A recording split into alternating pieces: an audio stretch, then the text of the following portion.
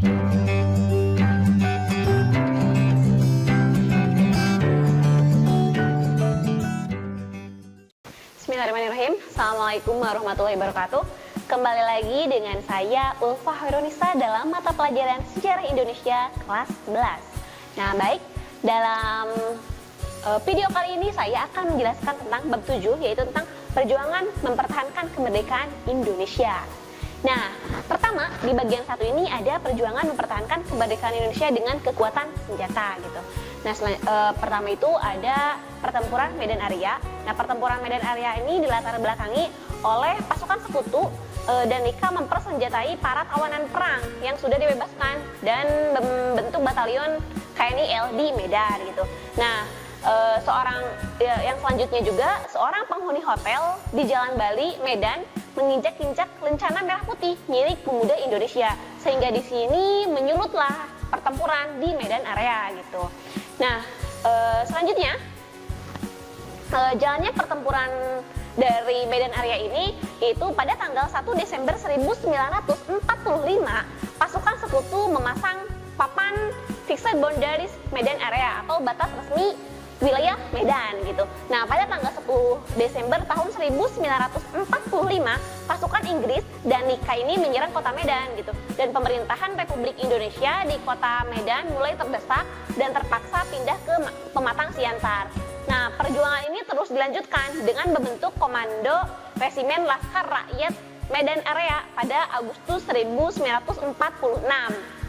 Nah, selanjutnya ada pertempuran Ambarawa gitu. Nah, latar belakang dari pertempuran Ambarawa yaitu pada 20 Oktober 1945 pasukan sekutu dipimpin oleh Jenderal Bethel ini tiba di Semarang untuk mengurus tawanan perang Jepang gitu.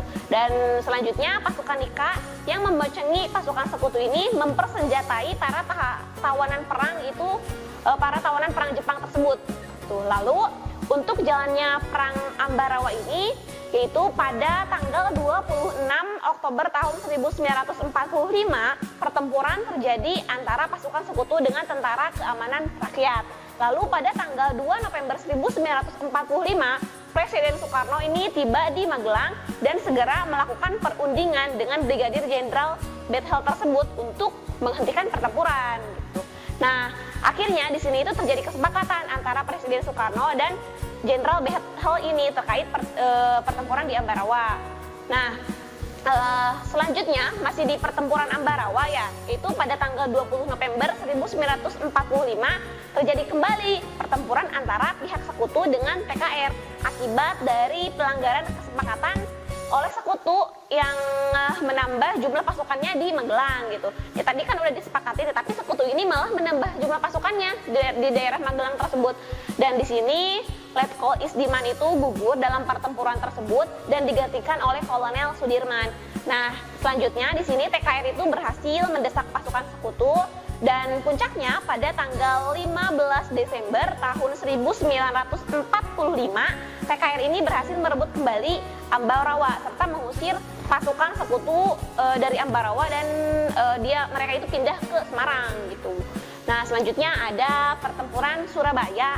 Nah, untuk pertempuran Surabaya ini dilatar belakangi yaitu pada tanggal 25 Oktober tahun 1945 pasukan sekutu ini mendarat di wilayah Surabaya dipimpin oleh Malabi gitu. Dengan mereka itu bertugas untuk membebaskan para tawanan perang Jepang gitu. Nah, di sini pasukan sekutu ini menyebarkan pamflet yang meminta agar rakyat Surabaya ini menyerahkan senjata yang telah dirampas dari para pasukan Jepang. Nah, untuk jalannya pertempuran Surabaya ini yaitu pada tanggal 27 Oktober 1945 pasukan sekutu ini merebut instansi-instansi dari rakyat Indonesia gitu, instansi yang penting lah gitu. Nah, lalu di tanggal 28 Oktober tahun 1945 para pemuda ini melakukan serangan balik dan berhasil merebut instansi-instansi penting tersebut. Nah, di tanggal 30 Oktober tahun 1945, AWS Malabi ini yang sedang berpatroli menggunakan mobil itu tertembak dan tewaslah di sana.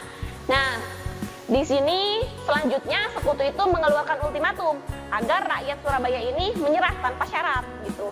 Nah, lalu pertempuran ini juga masih berlangsung dan berlangsung selama 3 minggu. Nah, di sini meskipun banyak korban jiwa, tetapi kota Surabaya ini masih tetap dipertahankan. Dan tokoh utama dari pertempuran Surabaya ini adalah Bung Tomo gitu. Dan pertempuran Surabaya ini bisa kita sebut dengan pertempuran dari arek-arek Surabaya lah gitu. Nah, selanjutnya ada peristiwa Merah Putih di Manado. Nah, latar belakang dari adanya peristiwa Merah Putih di Manado ini yaitu pasukan sekutu dan Nika ini mengumumkan larangan mengibarkan bendera merah putih di wilayah Minahasa. Nah, lalu untuk jalannya pertempuran, nah Gubernur Sulawesi Selatan ini memerintahkan dibentuknya perjuangan pusat keselamatan rakyat gitu. Lalu ia juga memprakarsai penyampaian petisi yang sudah ditandatangani 50 orang berisi pernyataan dukungan rakyat Sulawesi terhadap kemerdekaan Indonesia. Nah, lalu selanjutnya ada pertempuran di Bandung atau bisa dikatakan sebagai Bandung Lautan Api. Nah, latar belakang dari pertempuran di Bandung ini yaitu pada tanggal 12 Oktober tahun 1945 pasukan sekutu yang diboncengi oleh Nika ini tiba di Bandung. Nah, kemudian mereka itu menuntut semua senjata yang telah dilucuti dan diserahkan kembali kepada sekutu gitu. Lalu untuk jalannya pertempuran di tanggal 21 November tahun 1945, PKR dan para laskar perjuangan ini melakukan serangan di Hotel Oman dan Hotel Preangers gitu. Nah, di sini sekutu itu mengumumkan ultimatum agar Bandung Utara ini segera dikosongkan dan dari penduduk Indonesia sekaligus TKR gitu. Nah, lalu di tanggal 23 Maret 1946 sekutu kembali mengeluarkan ultimatum. Nah, di sini tentara Republik Indonesia ini mengeluarkan strategi bumi hangus yaitu dengan membakar kota Bandung. Nah, selanjutnya Bandung Selatan akhirnya berhasil dikosongkan dari penduduk dan tentara Republik Indonesia, sementara kota Bandung ini masih menjadi lautan api gitu. Nah, selanjutnya ada pertempuran Margarana atau bisa dikatakan sebagai puputan Margarana ya gitu.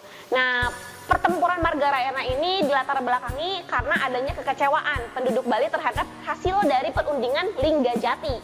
Nah, pada 2-3 Maret tahun 1949, Belanda ini mendatangkan pasukannya lebih dari 2.000 orang ke daerah Bali gitu. Dan Belanda ini berniat menggabungkan Pulau Bali ke dalam wilayah negara Indonesia Timur.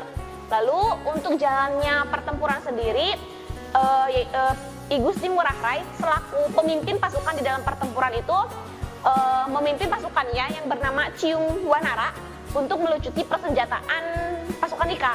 Lalu di tanggal 20 November tahun 1946, Belanda ini mengerahkan seluruh pasukannya untuk mengisolasi desa Adeng Marga. Lalu Belanda juga menambah pasukannya dari Lombok untuk menggempur pasukan Ciung Wanara yang dibawa oleh I Gusti Ngurah Rai. Nah, meskipun mereka telah terkepung gitu, I Gusti Ngurah Rai ini dan pasukannya itu terus bertahan sampai titik darah penghabisan, sehingga peristiwa ini dikenal dengan peristiwa puputan Margarana dan diperingati setiap tanggal 20 November. Nah, selanjutnya di bagian 2 ada perjuangan mempertahankan kemerdekaan melalui strategi diplomasi. Diplomasi itu ya kerjasama kayak gitulah, perundingan gitu. Nah, pertama itu ada perundingan Linggajati. Nah, perundingan Linggajati ini dimulai pada tanggal 10 November tahun 1946 dan ditandatangani pada 25 Maret tahun 1947. Nah, pihak Indonesia ini diwakili oleh Sultan Syahrir, Muhammad Rum, Mr. Susanto, dan Gani gitu. Dan sedangkan untuk pihak Belanda ini diwakili oleh William, terus oleh Van Mock dan Van Pol. Lalu hasil dari perundingan Linggajati ini, yang pertama itu Belanda mengakui wilayah Indonesia secara de facto, meliputi Jawa, Sumatera, dan Madura. Nah, Belanda harus meninggalkan wilayah-wilayah tersebut itu paling lambat 1 Januari tahun 1949. Nah, selanjutnya Indonesia dan Belanda ini akan bekerja sama membentuk negara serikat dengan nama Republik Indonesia Serikat. Nah, selanjutnya RIS dan Belanda akan membentuk Uni Indonesia Belanda yang diketuai oleh Ratu Belanda gitu. Nah, selanjutnya Indonesia juga dalam perundingannya itu membentuk KTN atau Komisi Tiga Negara. Nah, selanjutnya pada 25 Agustus 1947 Dewan Keamanan PBB ini membentuk Komite Jasa Baik untuk Indonesia gitu, yang kemudian lebih dikenal sebagai Komisi Tiga Negara atau KTN tadi gitu. Nah, Komisi Tiga Negara ini beranggotakan Australia yang diwakili oleh Richard Kirby, lalu Belgia diwakili oleh Paul van Zeeland, dan Amerika Serikat yang diwakili oleh Dr. Frank Graham. Nah, selanjutnya ada Perjanjian Renville gitu. Nah, Perjanjian Renville ini menghasilkan beberapa keputusan. Nah, yang pertama, pihak Indonesia ini menyetujui dibentuknya negara Indonesia Serikat pada masa peralihan sampai pengakuan kedaulatan. Lalu yang kedua, Belanda ini dapat membentuk negara-negara federal di daerah-daerah yang didudukinya melalui jejak pendapat terlebih dahulu gitu. Lalu yang ketiga, pemerintah Indonesia ini menarik pasukannya serta mengosongkan daerah-daerah di belakang garis Van Mook dan selanjutnya masuk ke wilayah Indonesia. Nah, selanjutnya di sisi perundingan tadi gitu, masih banyak lagi perundingan yang lainnya seperti konferensi meja bundar, Rum Royem, dan perundingan tersebut ini adalah untuk mempertahankan negara Indonesia dari jajahan kembali, dari kedudukan diduduki dari Belanda gitu.